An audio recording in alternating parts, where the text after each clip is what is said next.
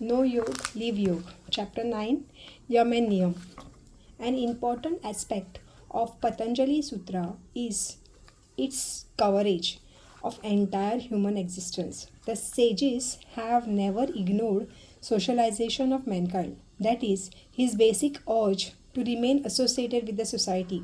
So, also, Patanjali has acknowledged the relationship of individual and society in the first two steps of yoga. One must give due importance to the fact of being a part of society and must observe certain rules during one's lifespan or life cycle. Patanjali Sutra give clear signal that an individual sadhana done by remaining in society should be made social relevant. When social health is sound, that of individual also remains alike. The process of individual and social balance becomes natural. In the second step of Niyam, Patanjali underlines the importance of individual preparedness on the basics of self-discipline and control. By observing this principle of self-discipline, one can achieve the desired balance between individual and social life. Yama, while living in the society, certain behavioral parameters are to be observed by every individual. It helps an individual to keep attached with the society and remove all the obstacles in his sadhana. In some yoga granthas, we find a reference of 10 yamas, 10 niyamas, and however, Patanjali has explained 5 yam and 5 niyam. First, ahimsa, non-violence. One has to be non-violent while living in the society. The hurting should be avoided on all levels like physical, mental and emotional. It teaches one to behave within the limit and avoid encroachment of health, physical and mental level. However, violence for self-protection and protection of the country is an exception to this rule. The principle of ahimsa teaches one to use his bravery for protection rather than an attack. Second, satya, truth. Truth is the only thing which beyond doubt and need to be proved, not to be proved. However, the normal experience is our day-to-day life is exactly opposite. One has to think, speak and behave in its true sense. One's false is always false and can be changed to one's truth is permanently truth. Our mind cannot remain stable and peaceful when our behavior is not based on the truth. When we speak truth, lot of the energy is saved. Just opposite is while speaking lie.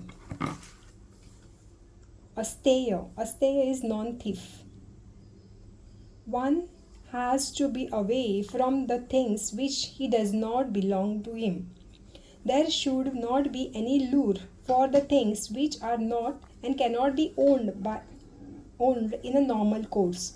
Therefore, take possession of anything without permission of the true owner is theft or asteya. Theft always keeps the mind under pressure of guilt, which is a major hurdle in the sadhana. Brahmacharya or pure consciousness. This principle has normally some relevance to the marital status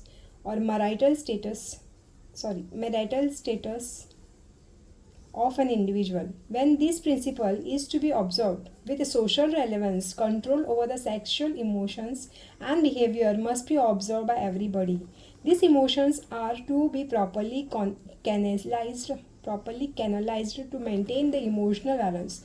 The subtle meaning of this principle says that Brahma is pure consciousness and Charya means pursue. Therefore, Brahmacharya means to be a search of pure consciousness. Fifth is aparigraha. Fifth is aparigraha or non-hoarding. Non-hoarding. One has to hold the things which justifies the real needs.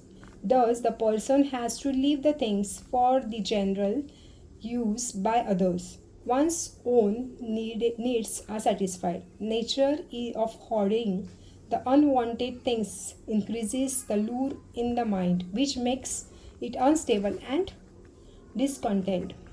Next is Niyam. Patanjali has given guideline for an individual as regards his ideal behavior on the personal level.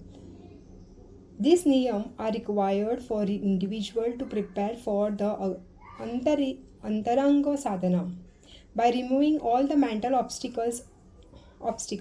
Five niyamas are has used saucha or purity, total purity or cleanliness of physical, mental and behavioral level is required. Anything which is pure is always strong. Therefore, the mind has to be pure to make behavior in tune with the thoughts. In yoga, purity on physical level can be achieved by practice of kriyas.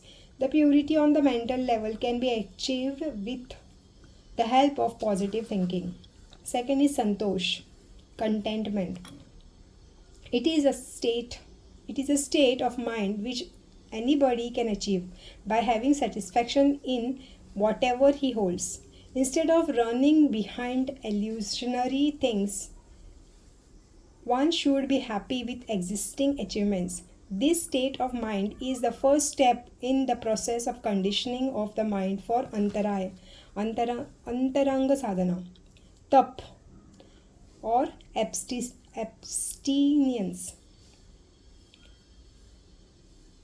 Thus, this process prepares the person through the several exercises. An exercise is to be done for strengthening of physical, mental and behavior capability, increasing the endurance and reducing the ego complex. Fourth, swadhyay, that is self-study. This improves understanding of self in and out. Study done by self only will be beneficial rather than anybody else. This study involves all levels like reading books, psychological thinking and satsang. Deep self-study gives one positive thinking and ability to behave in tune with the thoughts. And fifth one is Ishwar Pranidhan or surrendering. God is a concept and the matter of individual belief. However, the whole universe is controlled by unknown power, which makes anything possible which one does. A sense of belonging and surrendering to this power is Ishwar Pranidhan. This feeling of surrendering removes the ego complexes. Next, today's relevance. The above referred rules of social and individual behavior seems to be too much idealistic and impossible to perform on the face of it. We see constant flaunting of these ideas in our life, which makes an prudent and cultured mind uncomfortable. We come across at every nook and corner with violence, lies, hoarding and free sexual outbursts, which bluntly underlining the futility in observing these ideas. On this background, one may have the natural question in the mind, why only me to observe them? But a simple answer to it, sticking to their observance honestly, we generally have indifferent approach of I am not concerned towards happening around us, which is an indicator of our exhausted sensitivity. The outside situation may be totally contradictory. We have to honestly attempt to observe these ideas, and with the approach of I am not concerned, you under absolute sensitivity, we always offer tame reasons consciously while we flaunt undiscipline. However, it can be avoided by slight application of mind and self-commitment. For observing the yama and niyam in real life, one need to keep proactive approach than normal active reactive approach. Though it may look difficult per, per person, one needs a bit of self commitment and positive approach. The happening may not be easy due to self limitation and capacity. However, tangible outcome in the form of behavioral changes can emerge as a slow process requiring lot of patience. While there are limitations in observing yama and niyam, comparatively, the practice of asana is easier. It is the most attractive part of yoga. Each script has given lots of importance to the practice of asana. Let us understand them conceptually.